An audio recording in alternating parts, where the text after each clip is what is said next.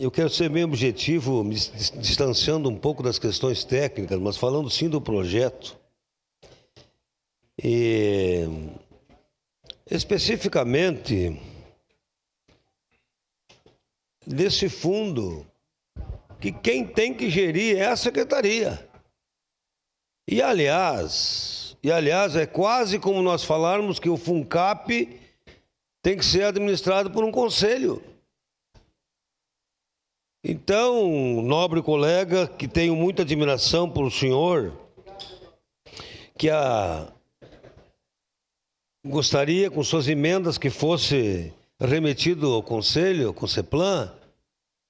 Quem tem as dificuldades na rua, quem conhece, é a Secretaria de Gestão Urbana. Então,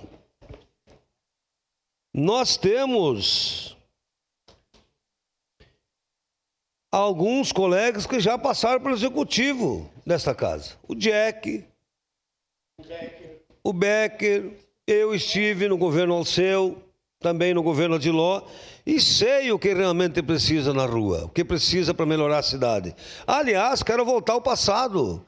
Quando entregamos a cartilha das 40 propostas do PSB, era para criar 2 secretarias. Uma delas, Secretaria de Zeladoria, que foi então denominado como Gestão Urbana, e que está muito bem conduzida por este colega que muito nos orgulha, Rodrigo Weber, e o seu adjunto de Carlos, que já foi vereador dessa casa.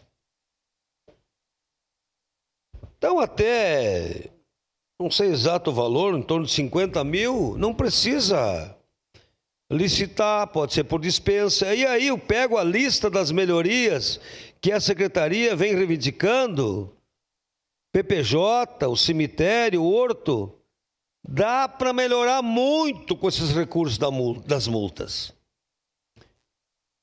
Nós vamos ter um fundo, tomara que nós tenhamos um fundo gordo, que realmente o município cobre da RGE, cobre. Então nós temos aqui, olha, construção de uma área coberta para abrigar as plantas ali do PPJ, reforma de banheiros, nós temos construção do espaço para manutenção, mini roçadeira, olha, motosserra, soprador, roçadeiras, parafusadeiras, enxadas, pás, carrinhos de mão. Quem sabe das demandas é a secretaria. Já pensou remeter tudo para a CONCEPLAN, para decidir para comprar uma pá? Não tem fundamento. E aí, nós temos as melhorias de materiais. Aí nós temos melhoria no horto. Aliás, o horto precisa de muitas melhorias. Eu estive lá no horto. Nós precisamos melhorar muito, inclusive mudar de bifásica para trifásica a energia.